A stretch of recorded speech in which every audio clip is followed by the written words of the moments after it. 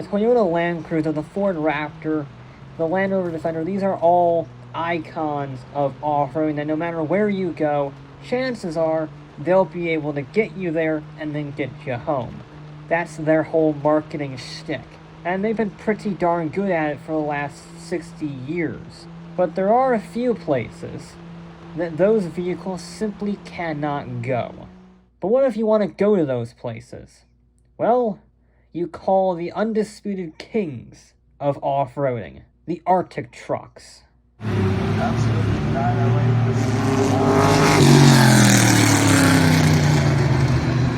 Iceland may be a small, little island in the middle of the North Atlantic, but its climate is no small thing. The terrain is almost exclusively mountainous, most of them volcanoes.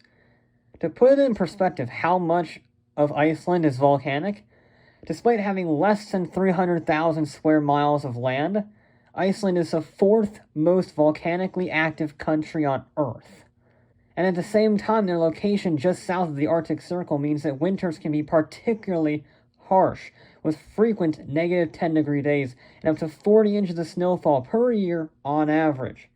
That means driving around the country requires rugged off-road vehicles, but even historically rugged off-road vehicles like Land Cruisers or Defenders have struggled in the Icelandic climate. And the Icelanders began to adapt. In the 1980s, they realized that larger, low PSI tires allow for greater traction on the snowy rocks. However, in order to fit these massive tires, you had to redo the bodywork and the suspension, which is a big job. You can't just do that in your garage most of the time. So naturally, companies began to pop up to modify your vehicle for you. One of these was a Toyota importer. That name, which I'm not going to try to say because I'm not Icelandic. And that importer had a simple goal: make Toyota the most common car in Iceland, because Toyota has a long and proud history of rugged vehicles, and in the 90s they finally achieved it. All because of their off-road kits. In fact, there was such a demand for off-road kits, they founded Toyota Accessories, and pretty soon they were asking for brand new Toyotas from the factory to have these kits already installed when they picked them up from the dealership. And that meant demand for these kits grew from 20% to up to 70%.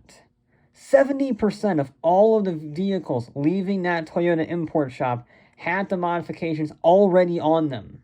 And over the next 7 years, Toyota accessories grew so popular and so widely known that they were asked by some scientists to build them a selection of Land Cruisers to go exploring in the Antarctic. These Land Cruisers got massive, ice-studded 44-inch tires, fender flares to fit them, front brush guards, and special freeze-resistant fuel. And it worked. They successfully completed their expedition, and 2 years later, they built 3 Hilux codenamed AT-44s for an expedition across Greenland, and they also got the same massive off-road tires, reworked front and rear suspension to fit them, the whole 9 yards, and as a result, they became the first vehicles to cross the Greenland ice cap. They were becoming so well known that they actually had to split off from Toyota Accessories into their own company, Arctic Trucks. And with a new name came new locations. They actually expanded to Norway, and have since expanded to the UK, the Middle East, Finland, Poland, and Russia. Now I could talk on and on about how they go to Russia, the UAE, or whatever, but we all know what Arctic trucks are known for. Well, it's in their name. They're Arctic and Antarctic expeditions. Their trip in 1997 with the scientists they built the Land Cruisers for was not the first time Arctic trucks have gone to the ends of the Earth. Arctic truck vehicles have taken researchers on dozens of expeditions over the years, but there are still a few that stand out. In 2008, Arctic Trucks partnered with the BBC to film a TV special on thin ice. I don't know what else you were expecting, which proceeded to cover 30,000 kilometers on the Antarctic plateau during filming. And in 2016, the great-grandson of Arctic explorer Ernest Shackleton completed his trip to the South Pole when they not only found Shackleton's old hut, they also became the first to cross the Ross Ice Shelf in a vehicle. But their most famous expedition were the two they conducted with that other BBC show, Top Gear. Clarkson and co. are no strangers to transportation races, but when they decided to race to the 1996 magnetic North Pole against Richard Hammond on a dog sled, they needed a heck of a vehicle. So, they called Arctic Trucks and they used 2 Toyota Hiluxes and 1 Land Cruiser with a trailer attached. All of them had the 38-inch off-road studded tires, custom rims, rebuilt fenders, custom engine heaters, air intakes, heavy-duty batteries, winches front and rear, lower gear ratios, and an extra 90-liter fuel tank. The tires, which cost over $2,500 a piece, could operate at just 3 psi to get maximum surface area on the snow, and therefore maximum traction. And after plowing straight through an ice boulder field, their 8-day expedition finally reached the 1996 pole and beat Richard Hammond at the same time. And that means to date, these 2 fat, middle-aged men who are not at all Arctic explorers are the only people to ever drive to the North Pole. And that wasn't their only expedition. I said there were 2. In 2010, James May took one of the Arctic Special camera trucks and drove it up the Iceland volcano while it was erupting. Now, that's a completely different element. They went from freezing temperatures to scalding hot. So in order to manage the extreme heat and falling ash, Arctic Trucks gave the Hilux a unique water-cooling tire system so they didn't catch on fire. And they added some corrugated steel to the roof to protect from large chunks of falling rock. And sure enough, James May drove up to the rim of the volcano and collected a new piece of rock without dying.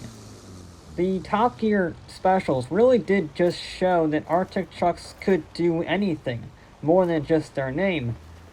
So that begs the question, what if you want an Arctic truck right now? Well, you actually get quite a large variety to choose from.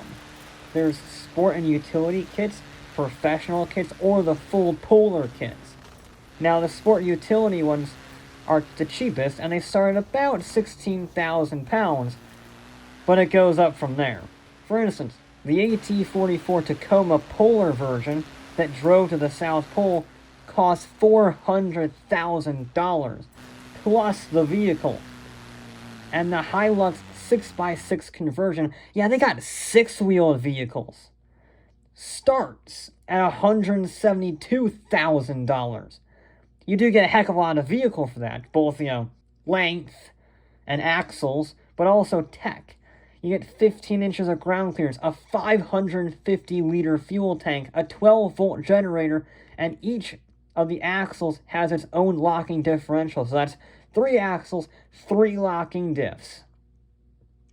Now, so far, I've been only talking about Toyotas.